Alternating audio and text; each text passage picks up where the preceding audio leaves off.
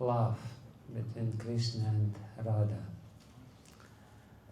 And Srila Jiva Goswami is saying, Jivane nidhane nityam Radha Krishna gatir mama. Let Radha and Krishna, this ideal couple,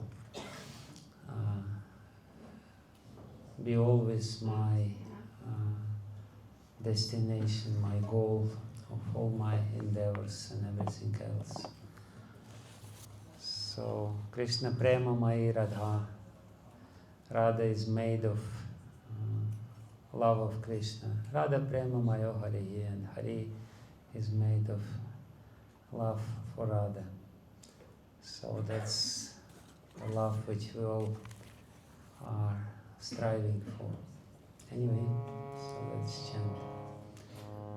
Krishna Prema Mai, Krishna Prema Mai Radha, Radha Prema Maya Hari. Krishna Prema Mai Radha, Radha Prema Maya Hari. Krishna Prema Mai Radha,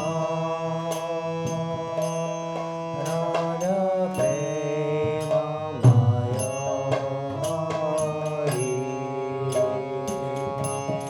Krishna Prema Mai Radha, Radha Prema Maya Hari.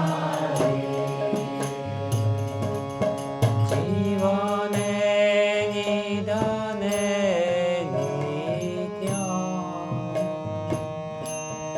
Radha Krishna gatir mama. Jivane nidhane nityam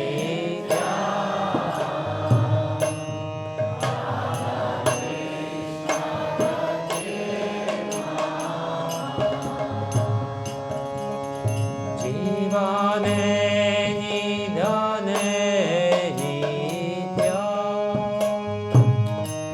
Radha Krishna gatir mama. Jivane nidhane nityam Radha Krishna gatir mama. Krishnasya dravinam Radha, Radhaya dravinam Hari. Krishnasya dravinam Radha, Radhaya dravinam Hari. Krishnasya dravinam Radha,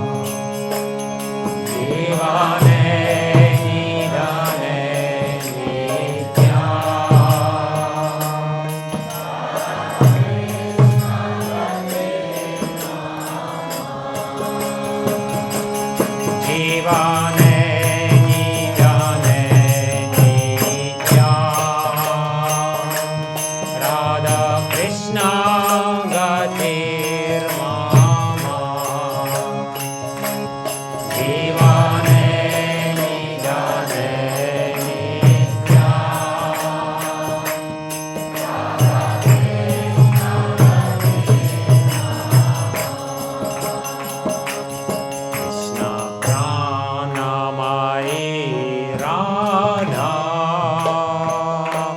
Radha Pranamayo Hari, Krishna Pranamayi Radha, Radha Pranamayo Hari,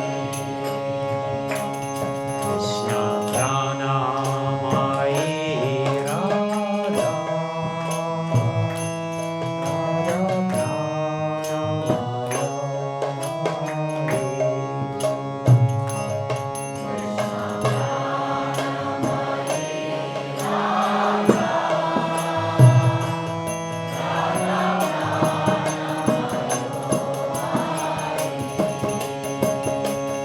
Jivane nidane nityam, Radha Krishna gatir mama. Jivane nidane nityam,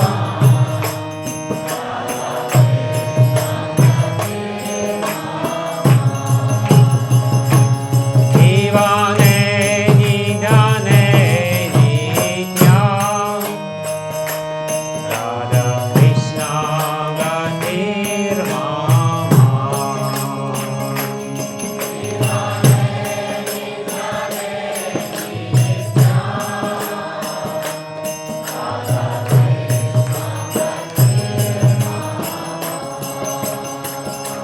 Krishna Dravamayi Radha,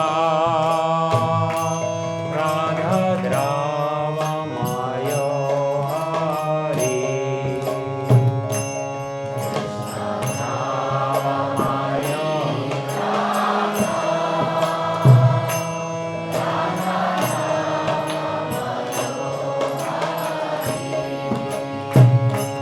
Krishna Dravamayi Radha, Radha Dravamayo Hari, Krishna Dravamayi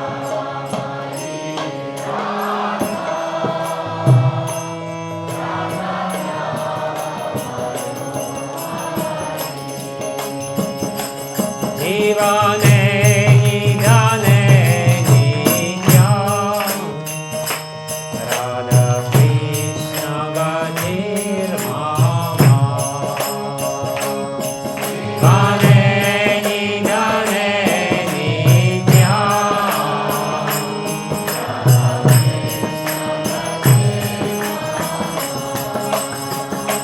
Jivane nidane nityam, Radha Krishna gatir mama.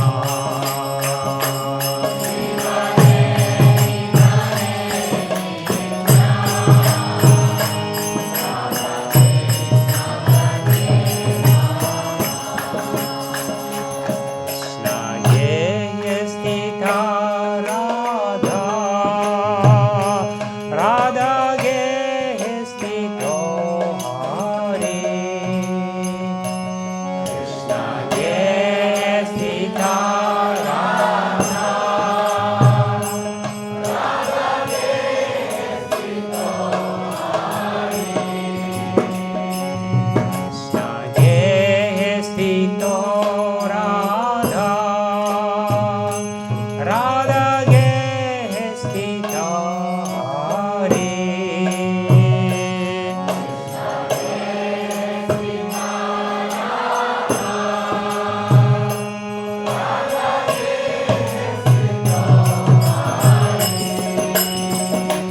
Jivane nidane nityam,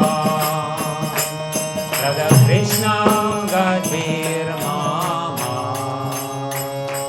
Jivane nidane nityam, Radha Krishna gatir mama. Jivane nidane nityam, Radha Krishna gatir mama.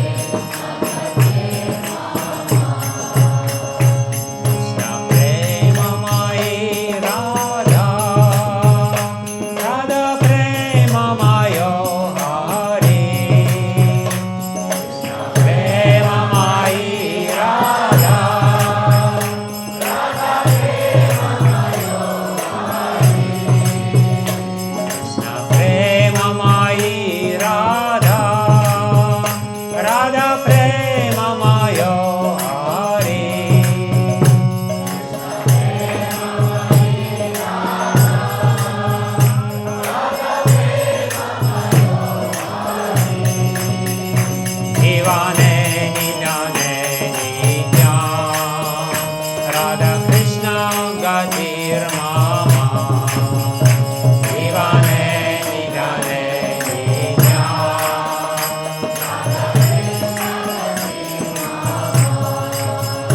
Divane Nidane Nidya Radha Krishna Gatir Mama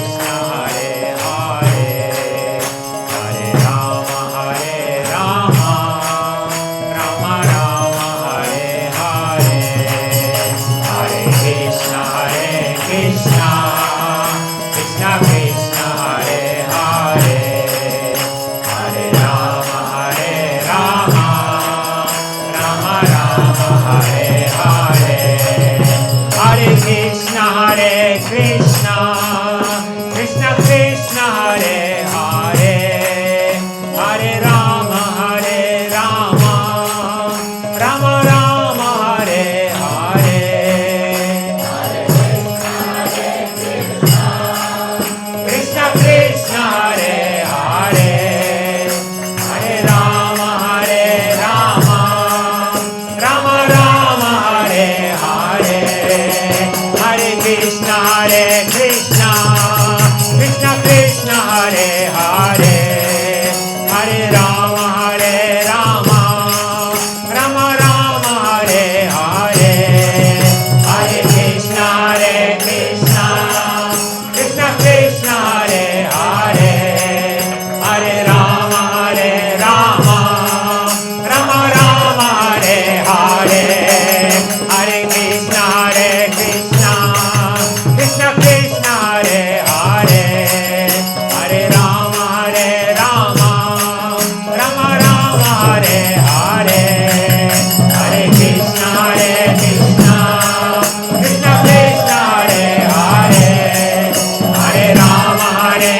Rama, Rama Rama Hare Hare, Hare Krishna Krishna, Krishna Krishna Hare Hare, Hare Rama Hare Rama, Rama Rama Hare Hare, Hare Krishna Krishna, Krishna Krishna Hare Hare, Hare Rama Hare Rama, Rama Rama Hare Hare,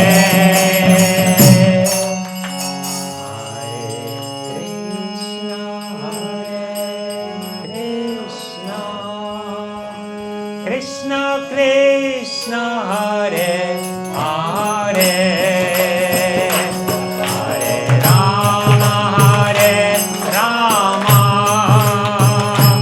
Rama Rama Hare Hare, Hare Krishna Krishna, Krishna Krishna Hare Hare, Hare Rama Hare Rama, Rama Rama Hare Hare, Hare Krishna Krishna, Krishna Krishna Hare Hare, Hare Rama Hare Rama, Rama Rama Hare Hare, Hare Krishna Krishna, Krishna Krishna Hare Hare, Hare Rama Hare Rama, Rama Rama Hare Hare. Shri Harinam Sankirtanaya Ki Srila Prabhupada Ki.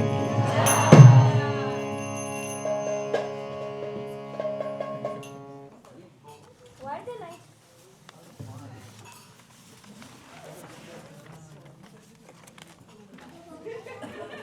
Om Ajnanatimirandasya Jnanam Jana Shalakaya Chakshurunmilitam Yena Tasmai Shri Gurave Namaha Shri Chaitanya Manobishtam Statitam Yena Bhutale Swayam Rupa Kadamayam Dadati Svapadantikam Vandeham Shri Guru Shri Yudapada Kamala Shri Guru Vaishnavamscha Shri Rupam Sagrajatam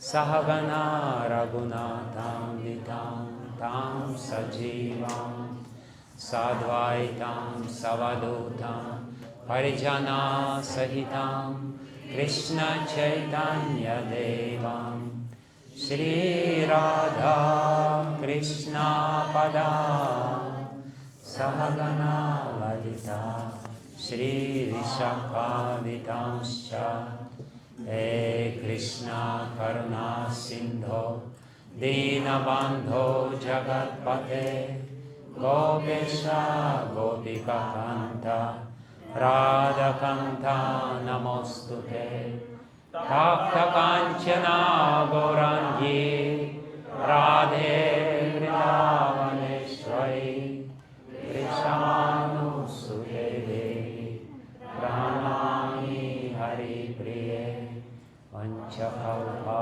Tarubhyascha Kripa Sindhubhya Evacha Patitanam Pavanebhyo Vaishnavebhyo Namo Namaha Shri Krishna Chaitanya Prabhu Nityananda Shri Advaita Gadadhara Srivasadi Gaura Bhakta Vrinda Hare Krishna Krishna Krishna Hare Hare Hare Rama Rama Rama Hare Hare Hare Krishna Krishna Krishna Hare Hare Hare Rama Rama Rama Hare Hare Hare Krishna Krishna Krishna Hare Hare Hare Rama Rama Rama Hare Hare Yantah pravishya mama vacham imam prasuptam sanjeevayata kila shaktidarah svadhamna anyamsya hasta charana shravana tvagati pranam namo bhagavate purushaya tubhyam svasyasta vishvasya kala prasidatam jayantu bhutani shivam mithodya manascha vadram bhajata tadokshaja aveshvitam no matir arpyahai tuki.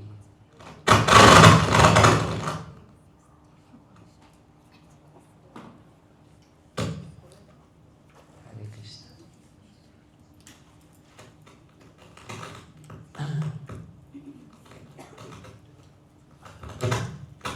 So, can have some question and answer session. Just to remind, today we were talking mostly about the difference between sin and aparad, and how offense is actually detrimental for developing sublime feelings or sublime sentiments, which is the sacred goal of all Gaudiya Vaishnavas. Ultimately, we want to experience these feelings, pure, completely selfless, and very purifying feelings of love. I don't care about myself. The most important for me is that Krishna is happy. And this amazingly elevated state of consciousness, which is incidentally also very pleasing, very enjoyable. But this is not the goal, of course. Our goal is to please Krishna. But automatically the happiness of these endeavors is coming to us. So aparada becomes the blockage. It basically blocks or inhibits the power of the holy name. Holy name is immensely powerful. However, aparada has this power to block the power of the holy name. As much as the clouds, even though they're much less powerful than sun, still they can cover the sun for us.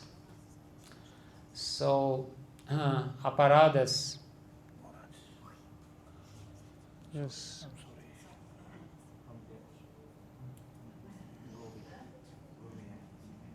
She just wants to hear Harikatha. It's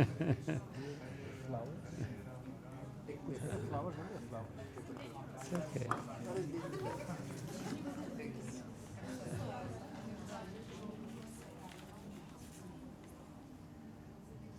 So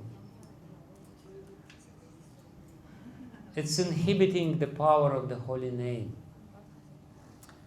The holy name being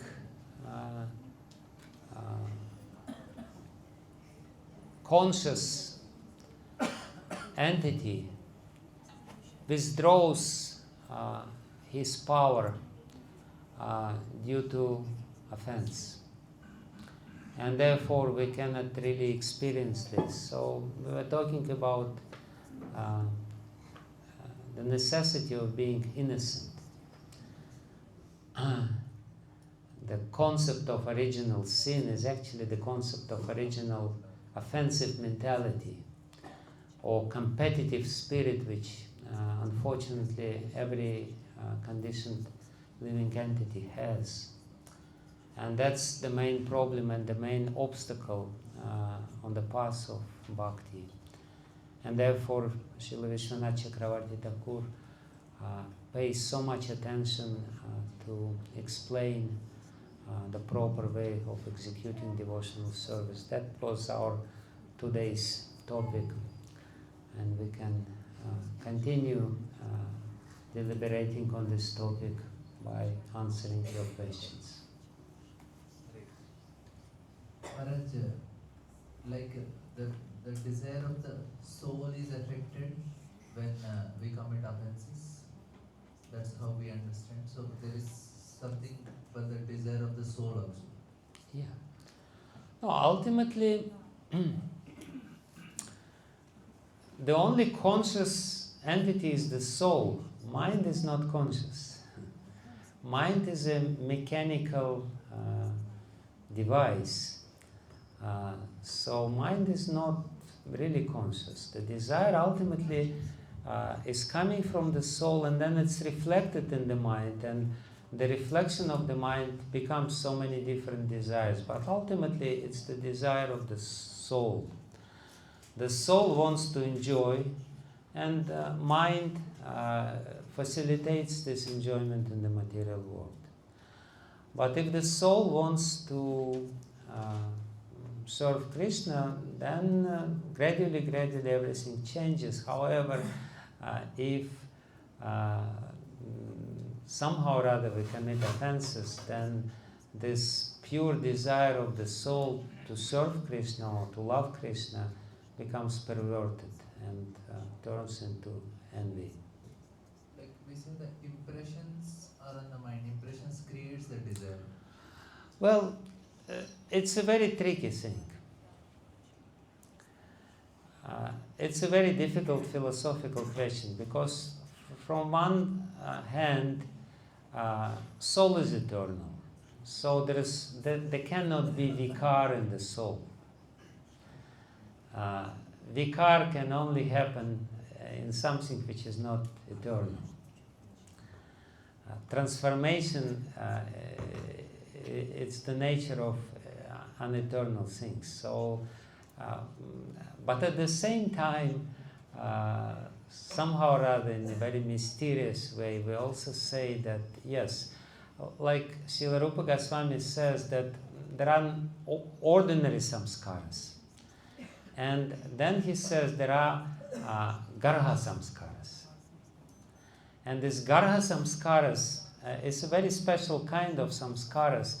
Neither he nor Vishwanath Chakravarti Thakur nor Jiva Goswami elaborates what kind of samskara it is. But the very way he describes this in Bhakti Rasamrita Sindhu indicates that this is some deeper samskaras which are coming from the soul, which belong to soul. So it's inconceivable, and ultimately we know that everything is inconceivable in the ultimate issue. The nature is very mysterious. So you cannot explain everything in a completely logical terms. There is a place, there is a room for mystery in the description of reality.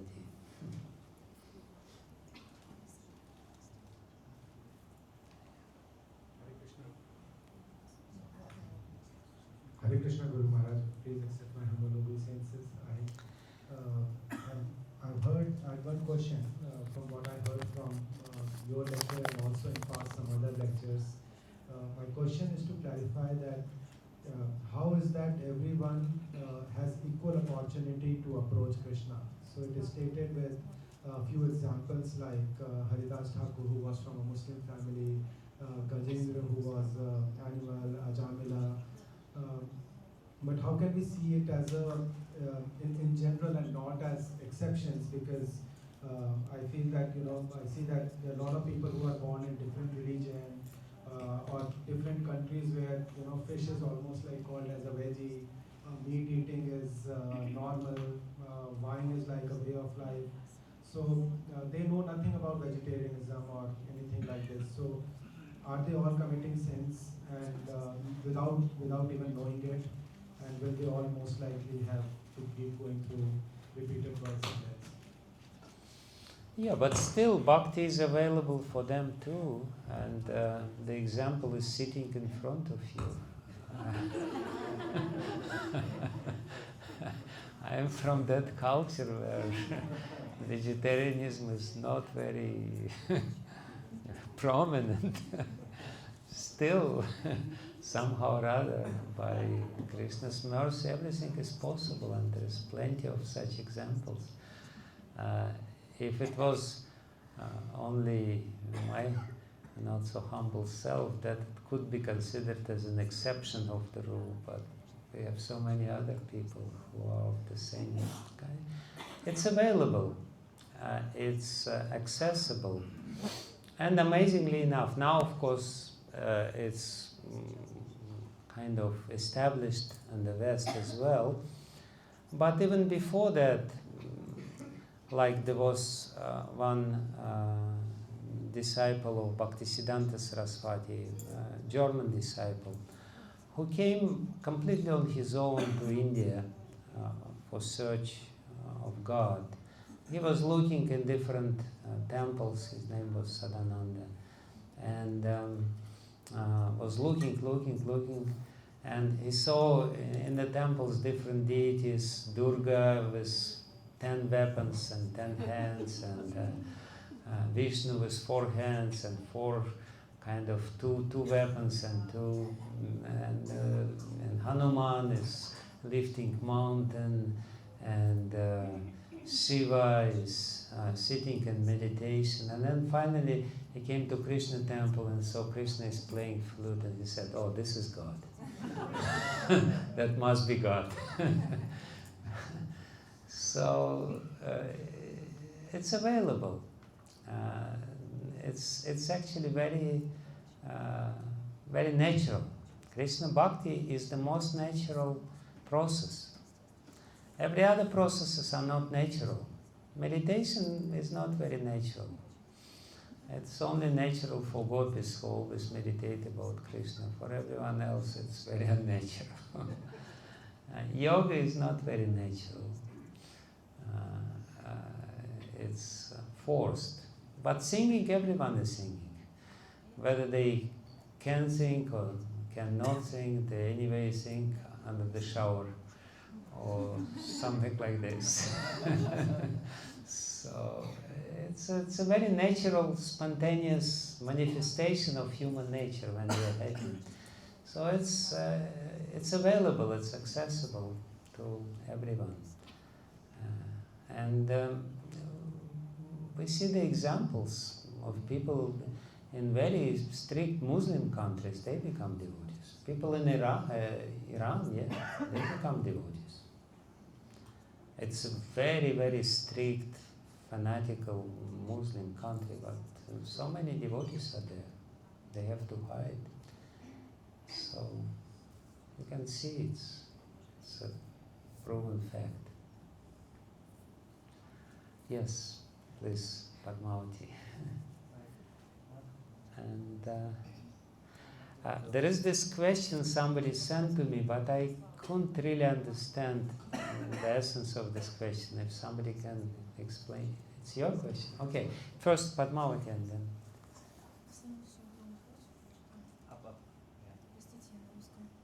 It will come.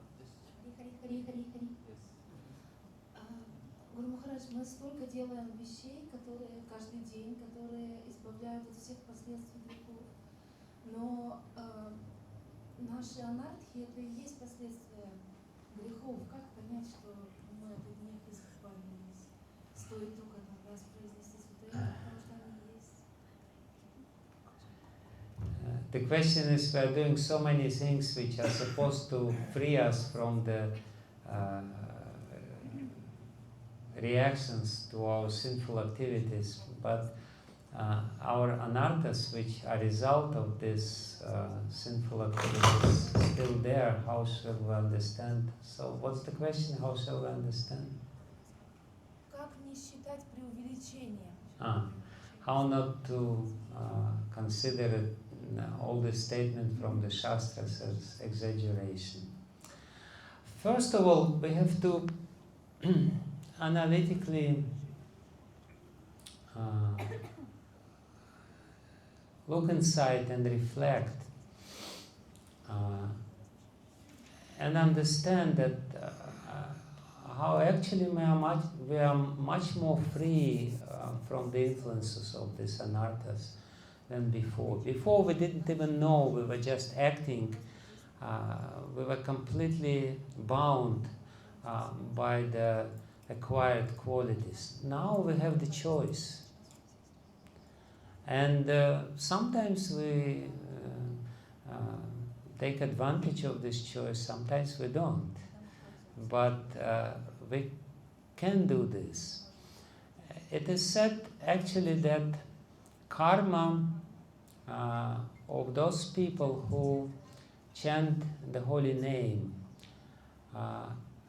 remains, but this karma is only the appearance of karma. It has the same shape, but it doesn't have the power as much as the silken rope. Silken rope can bind us, and it's very strong. You cannot really cut or tear away the silken rope. But if the silken rope is burned, it still remains, the ashes remains in the shape of the silken rope, but it's not so strong anymore, and it cannot really bind us. So in the similar way, karma is there, and we can see the traits which we had before, but ultimately we are free not to act according to these traits and qualities and anarthas.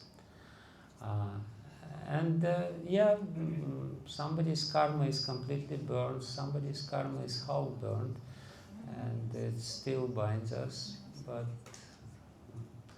anyway,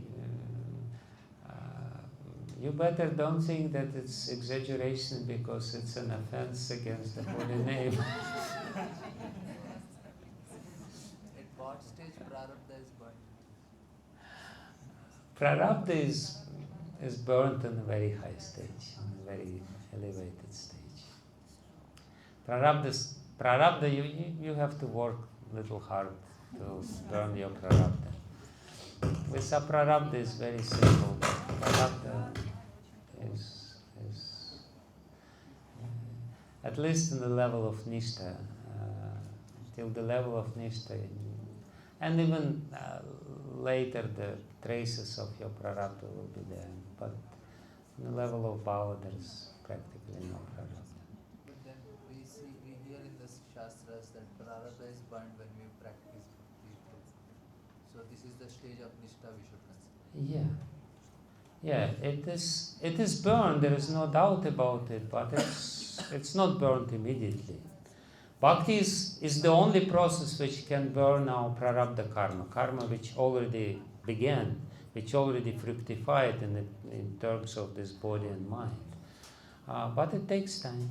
So now It takes whatever time. we are going through, it is prarabdha only we are going, or Krishna's arrangement in our life. Yeah, yeah. It has the same, yeah. Krishna is not interfering. Krishna, even if we should think that he is interfering, yes. Krishna is using, for sure he's using, if we approach Krishna within our heart, he for sure uses our karma for our benefit.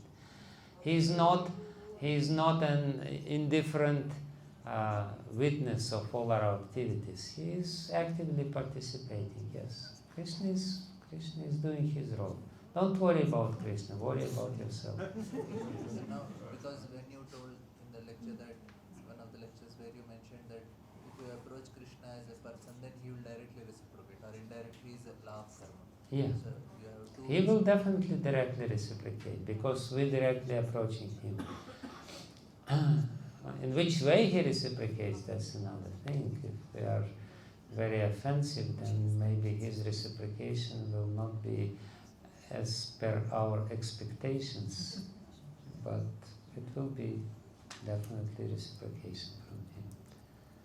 Yes. Sir, this one. Okay, you can ask. Oh yeah, you can ask the question.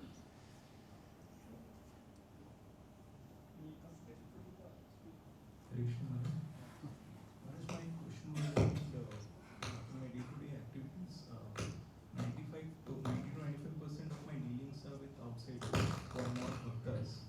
Okay. And as you also mentioned that when we are dealing, most of our time when we are dealing with such kind of people, mentality and attitude also, my behavior is also somewhat like them. Mm-hmm.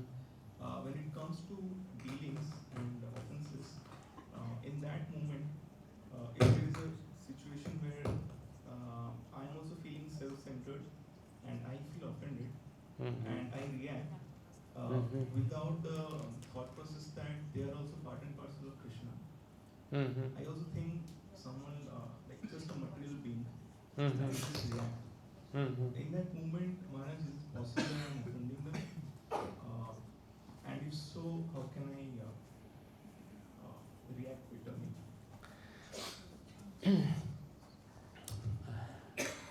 We should not prematurely imitate saintly people. Saintly people on a very high level of saintliness, they don't react.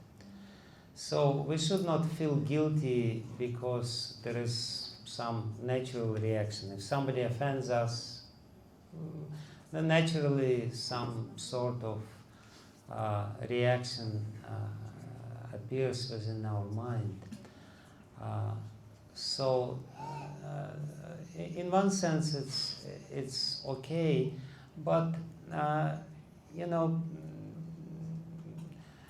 still, we should not become overly angry or malicious against these people. Ultimately, even if a reaction comes,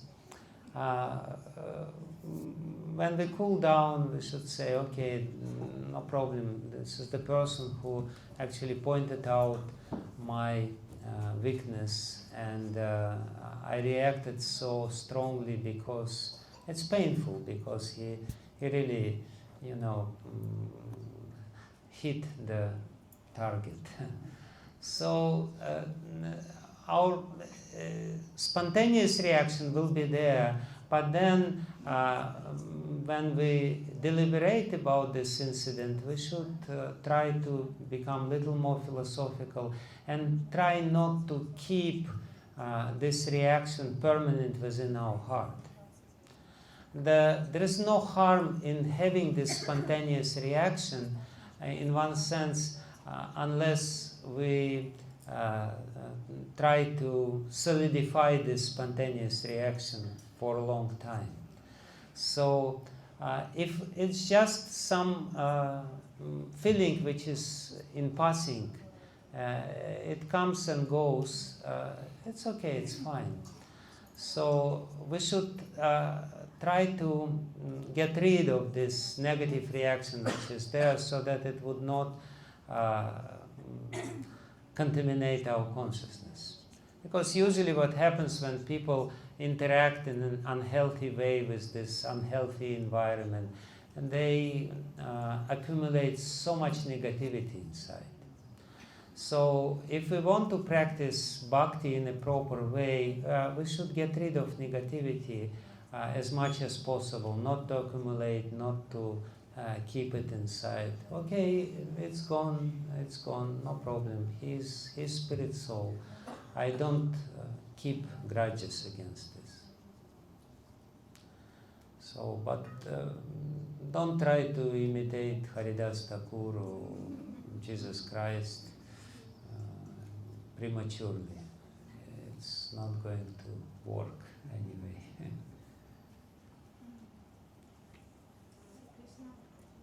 Харе Okay. Кришна. Харе Okay. Кришна, Гуру Махарадж, спасибо большое. У меня вопрос по поводу жизни в обществе преданных, в общинах. Когда долго живешь, то появляется вот это привыкание, перестаешь удивляться преданным, радоваться так, как нужно было радоваться. И происходит какая-то невнимательность в отношениях. И вот у меня вопрос такой, что на самом деле вот шлоки или баджаны, они очень сильно помогают вернуть твое сознание в нужное русло. Может быть, вы бы посоветовали, как себя можно настраивать на каждый день, когда ты живешь с преданными, какие-то повторять стихи или петь, или, может быть, что-то еще, чтобы помнить об этом постоянно. Именно речь об обычных преданных. Легко, например, Гуру Кришна, Рупахана, Шастри, Рапрамана. То есть с духовным учителем это гораздо проще, чем с обычными преданными. The question is, when we live and associate on a daily basis with devotees, we inevitably become a little negligent, we are not really appreciative of them, and we tend to look at them as ordinary people, and we're not really amazed that they're still practicing Krishna Bhakti. So how to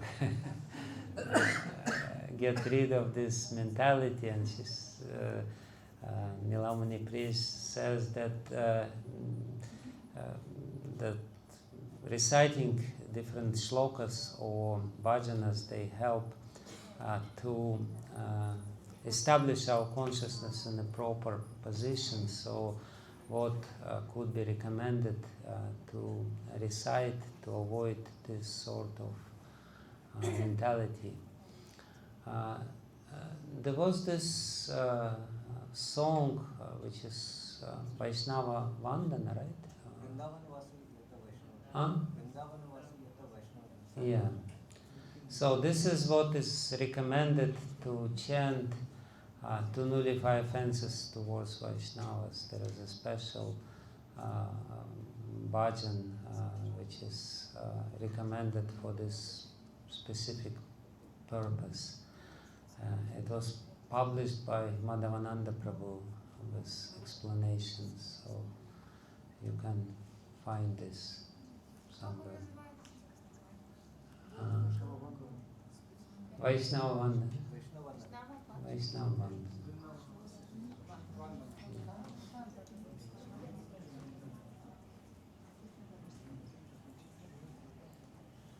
Yes, Sundar.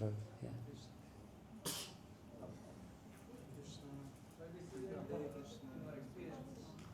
Hare Krishna, Guru Maharaj. You mentioned that non-offensive mentality is Sharalata. Could you explain more deeply what it means?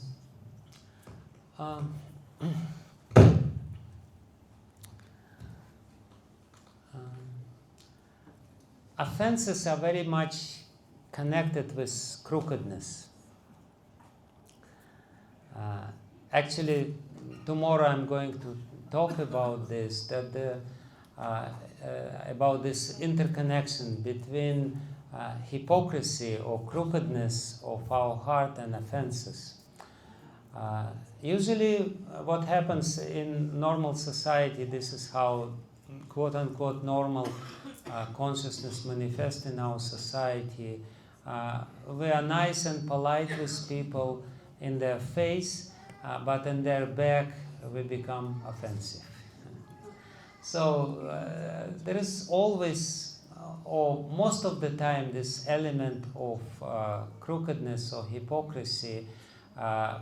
We are kind of hiding offenses.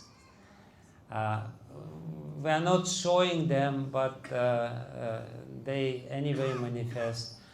So we're a little offensive, but we're not showing openly offenses in the face of people.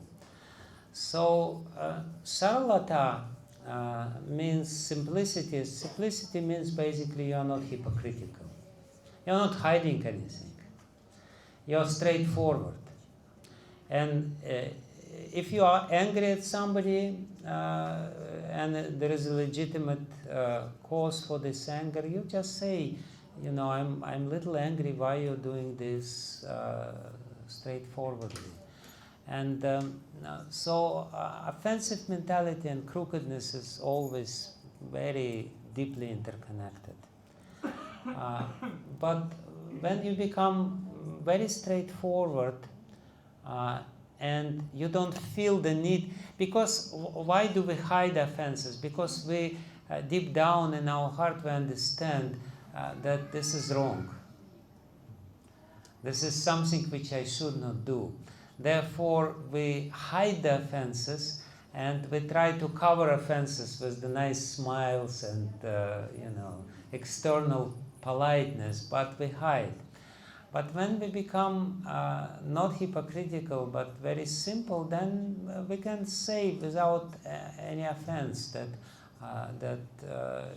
you caused me some pain, why did you do this, or whatever. So the dealings will be completely different without this crookedness. So that's why saralata is the opposite of offenses. Some sort of innocence. It's like in this beautiful Bible story when Adam and Eve they develop some offensive mentality or some competitive mentality. They immediately wanted to cover themselves. They experience shame for the first time. The experience of shame is the manifestation that we are trying to hide something, and that's why they wanted to cover themselves. They felt that they're doing something wrong, and they wanted to hide what they're doing wrong.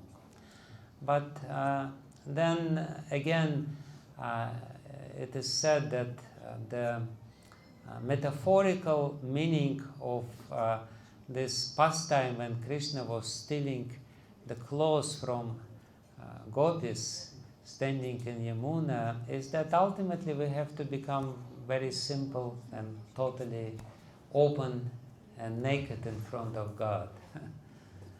We have to become like this. There is nothing to hide. We should not feel that there is something which we have to hide. And that's not easy to stand naked in front of God.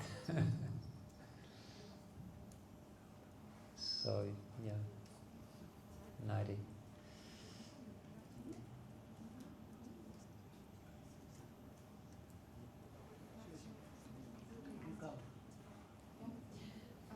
So you mentioned several times about the importance of being in society of devotees with healthy atmosphere. But now in this point we can see sometimes, I came across myself, there are some communities where women are treated in some weird way in the name of Vedic culture.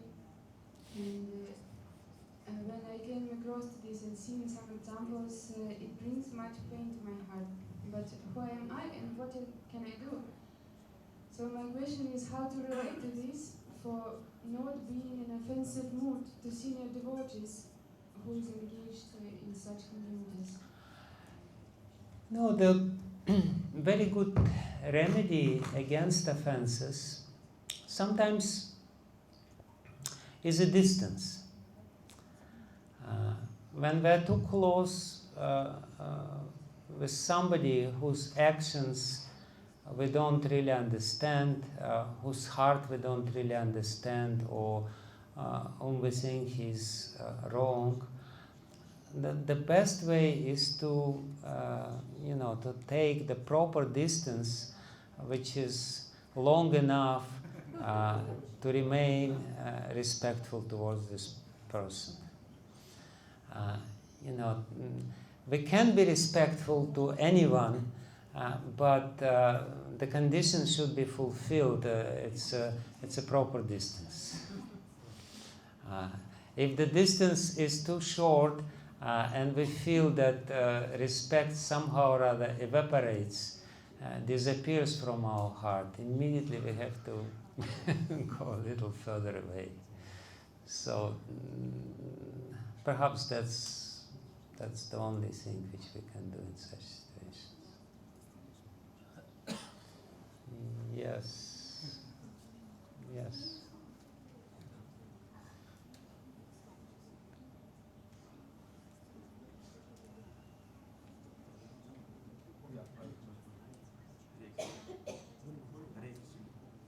Maharaj, in order to transmit knowledge from spiritual master to disciple, and the heart transformation, there has to be, it is said that the relationship has to establish, and the transformation will take place. So, Tadviti Pranipatan, if you see in the case of Bhagavad Gita, so Krishna was there and Arjuna was there, one to one. So, in the case of ISKCON or a larger organization, so where a disciple is there and the spiritual master is there.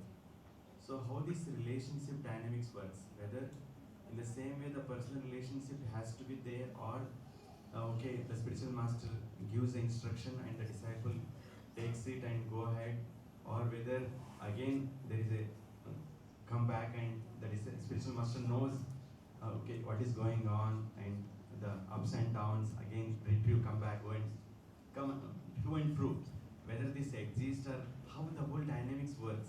Sometimes the spiritual master has thousands of disciples and sometimes very few disciples. So this the transformation of the knowledge as well as the struggle of the disciples at each stage, and how this whole dynamics functions. As I said, in the relationship between guru and disciple, there is always third party, which is behind the curtain, which is hidden. Krishna is there. Krishna knows what you are doing. And Krishna appreciates what you are doing. If you are following the instructions of spiritual master very sincerely, if you are really trying in a humble mood, then Krishna will facilitate. Krishna in the form of the holy name. There's no shortage. Krishna has all kinds of agents to help you to understand what you need to understand. Spiritual master is his direct representative. We have to be very clear and established in it. But also, our spiritual master or Krishna can work through other people, can use other people, and we can see that even those disciples of Srila Prabhupada also had many disciples. And some of them had very close association with him, some of them didn't.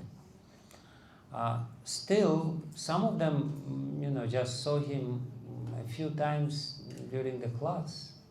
Never had any personal association. Still, we see how determined they are to please Srila Prabhupada, how they're serving, 50 years after Srila Prabhupada's disappearance. It really means something. So if you don't have realization and knowledge, it's not possible to do it for such long time. Srila Prabhupada's mercy is coming to them, Guru's mercy is coming to them. Krishna is there and he is making sure that you get what you need to get. So we don't have to worry about what we receive. We have to worry about what we do. And if we do properly, the result will be there. There's no doubt about it. Yeah. You wanted to ask also? Yeah? No? Okay. Okay. Yeah. Okay. Maharaj, in that last question, Maharaj, that keeping distance and when you come near and the respect evaporates, that you are telling. So Maharaj, in that relation to that question, how a pure devotee execute, like, does this, like, what is in their heart when a pure devotee going to near somebody who is not able to gel, because there will be differences in their level also.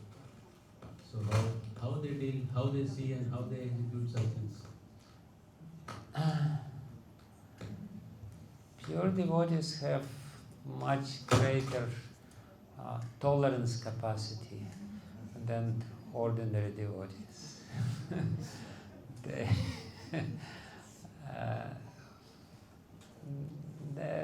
it's this is one consideration. It's easier for those whose heart are pure to accept something and still remain respectful. Other answer to this question is that because of the qualities of a pure devotee, other people also behave differently with them. They naturally become more respectful and more careful in dealings with them, and therefore it's much easier to be a pure devotee than to be impure devotee. So it's a good impetus for us to become. I'm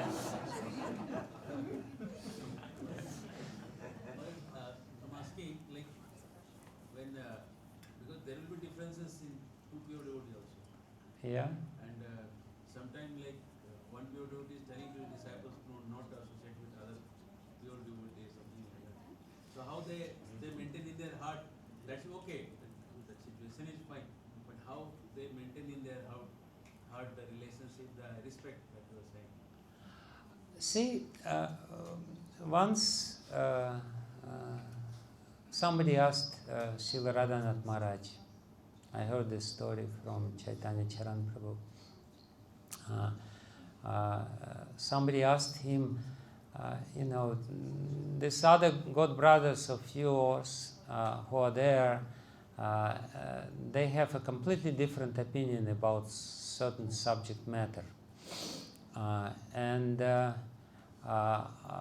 you deal with this? You have one opinion, they have different opinion, sometimes opposite opinion. And he gave a very beautiful answer.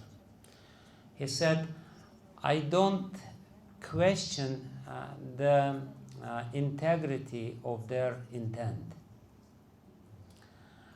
I may not agree with the way they are conducting themselves. I may not agree with their decisions. I may not agree with, even the way they are dealing this.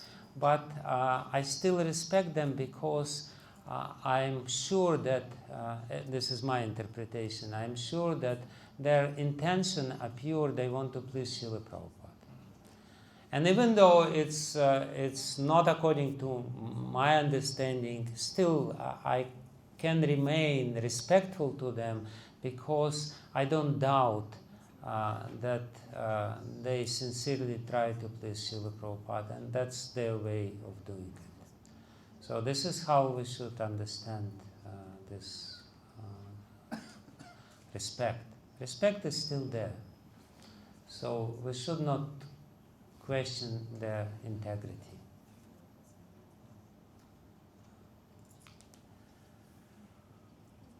All right. So, okay. Please. Hare Krishna Guru Maharaj. Thank you so much for the wonderful guidance you're giving us through your lectures and association. Maharaj, my question is,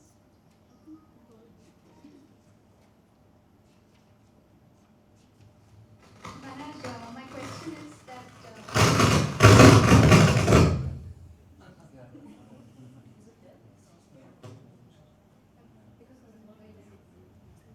Maharaj, you can hear me.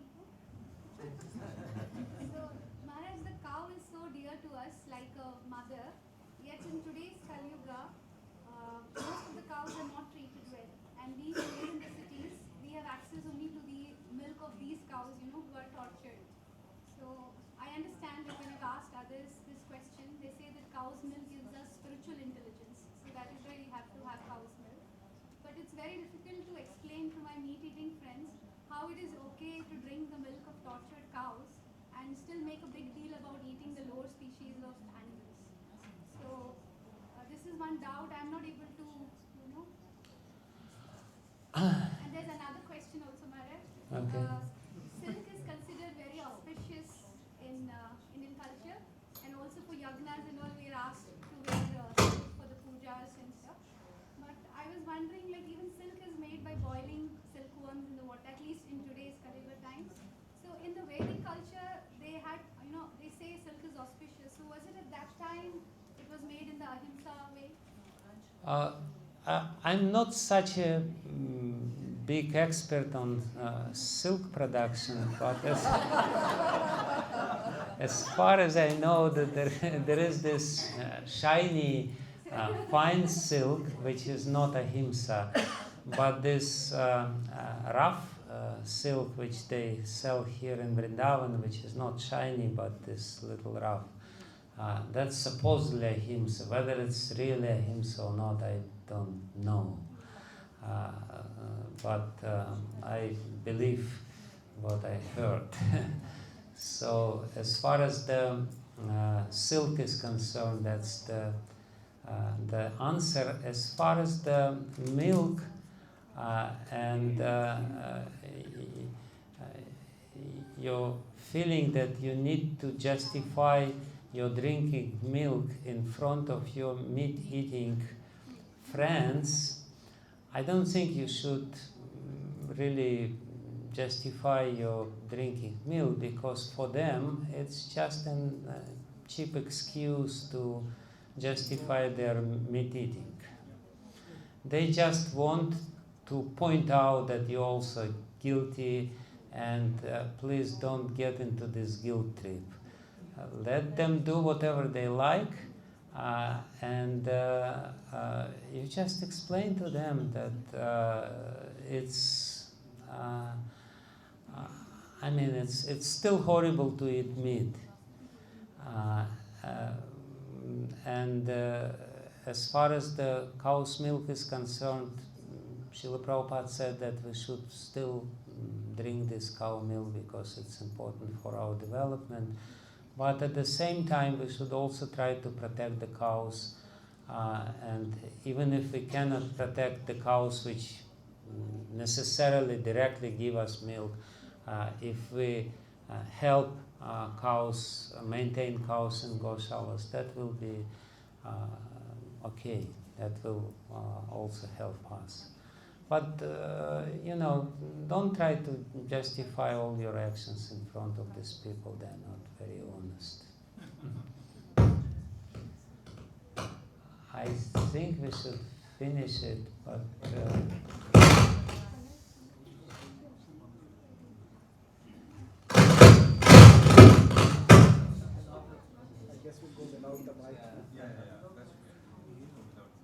Okay, the Nirvana ceremony and Govindananda, and then that's it.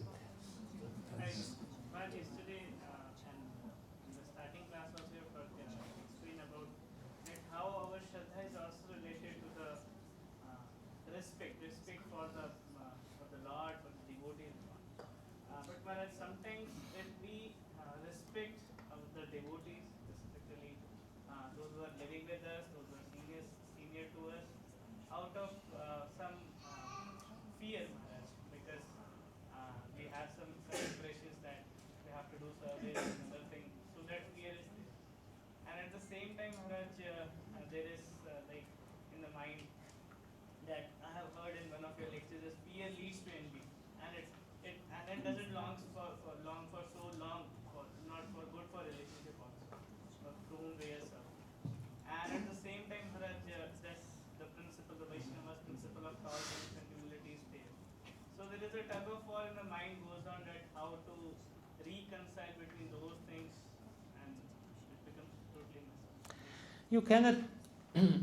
Fear is not a good foundation for relationship. You cannot really build lasting and genuine relationship if you have fear. So there's something wrong if you feel that you have to fear this. This is not genuine respect. Genuine respect is the beginning stage of love. And because love starts from respect. But fear is something which is totally opposite to love. If you have this fear, love will never appear in your heart. So yes, we have to be humble, we have to be respectful, but respect should come not out of fear, because if respect is out of fear, it will be just external show of respect. It will not be real respect. So, and the moment we feel genuine respect to somebody, we will lose fear, because, if we're respectful to somebody, then naturally he feels that we're respectful, and there is no need to fear him. We're anyway respectful, so why should we fear him? We're anyway ready to do what he wants. Again, it's our attitude. Fear is the manifestation is that something is wrong with us. If the moment our respect becomes genuine, fear will disappear from the heart. If it's based on genuine humility and respect and understanding that this respect, then yeah, and sometimes people are rough, especially those people who are a little superior to us, but still we should not fear them. I remember I sometimes had some authorities over me who were very strong people, to say the least, and quite rough. But what I noticed, as soon as you become genuinely respectful to them, they also change their mood of dealing with you. They also become much more respectful to you if they feel that there is genuine respect. And yes, sometimes they do manifest their impetuous nature, that may be there, but still there is no fear. Real respect drives away fear.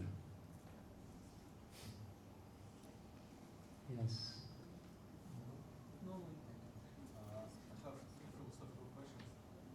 Okay, that's for tomorrow. It's too late for 2 philosophical questions. Thank you very much. Srila Prabhupada ki jai.